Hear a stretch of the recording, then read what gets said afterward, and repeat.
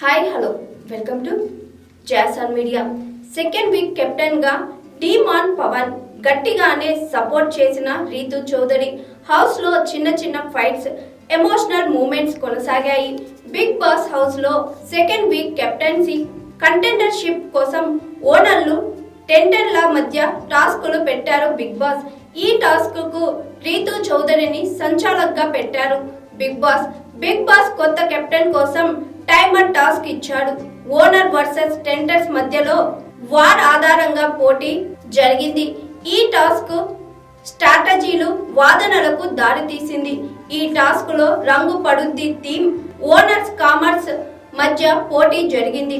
అయితే నిన్న big boss ఓనర్లుగా ఉన్న 7గురిలో ఏ 4గురైతే కెప్టెన్సీకి అనర్హులని భావిస్తారో వారి పేర్లను తీసేయాలని చెప్పాడు. దాంతో అందరూ మాట్లాడుకొని ఓటింగ్ ప్రకారం వెళ్దామని డిసైడ్ అయ్యారు. డీమాన్ పవన్ కెప్టెన్ గా వద్దని ఎక్కువ మంది ఓట్లు వేశారు. కానీ అప్పుడే రీతు ఎంట్రీ ఇచ్చింది. మర్యాద మనీష్ కంటే ప్రియా, దమ్ము శ్రీజ కంటే కెప్టెన్ గా డీమాన్ పవన్ బెటర్ అంటూ ట్విస్ట్ ఇచ్చింది. దాంతో అతని పేరు లిస్ట్ లోకి వచ్చింది. ప్రియా, దమ్ము, శ్రీజ, హరీష్, పవన్ కళ్యాణ్ 4గురిని కెప్టెన్సీ రేస్ లో లేరు అని సంజన అనౌన్స్ చేసింది. దాంతో మమ్మల్ని ఎందుకు తీసేశారని ప్రియా, శ్రీజ గట్టిగానే వాదించారు. వారికి సమాధానం ఇస్తూ రీతు చౌదరి కూడా గట్టిగానే వాదించింది. కెప్టెన్సీ కంటెండర్ గా ఉన్న భరణి, మర్యాద మనీష్, డీమాన్ పవన్ కు ఓ పవర్ ఇచ్చాడు బిగ్ బాస్. మీతో పోటీ పడడానికి ఒకరికి కెప్టెన్సీ కంటెండర్ గా పోటీ పడే ఛాన్స్ ఇవ్వచ్చు అని చెప్పాడు. వారు వెంటనే ఇమాన్యుయల్ పేరు చెప్పారు. దాంతో భరణి, మర్యాద మనీష్, డీమాన్ పవన్, ఇమాన్యుయల్ కెప్టెన్సీ కోసం పోటీ పడ్డారు. వీరి మధ్య రంగు పడిద్ది అనే టాస్క్ పెట్టాడు బిగ్ బాస్. దీంతో టీషర్ట్ మీద రంగు పడకుండా కాపాడుకోవాల్సిన ఉంటుంది. ప్రతి రౌండ్ లో ఎవరి టీషర్ట్ మీద ఎక్కువ రంగు ఉంటుందో వాళ్ళు గేమ్ నుంచి అవుట్ అవుతారు. మొదటి రౌండ్ లో భరణి అవుట్ చేద్దామని మనీష్ ట్రై చేశాడు.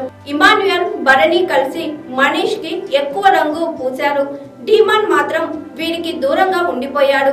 దాంతో మొదటి రౌండ్ లో మనీష్ అవుట్ అయ్యాడు. రెండో రౌండ్ లో భరణి, ఇంపు కలిసి డీమాన్ ని టార్గెట్ చేశారు. ఇక్కడే రీతు సంచాలకుగా చేయకూడని తప్పులన్నీ చేసింది. బజర్ మోగే ముందు వరకు డీమాన్ టీషర్ట్ మీదే ఎక్కువ రంగు ఉంది, కానీ నేను నో చెప్పాక బర్ని రంగు పూశారు అంటూ ఆయనను తప్పించింది రీతు.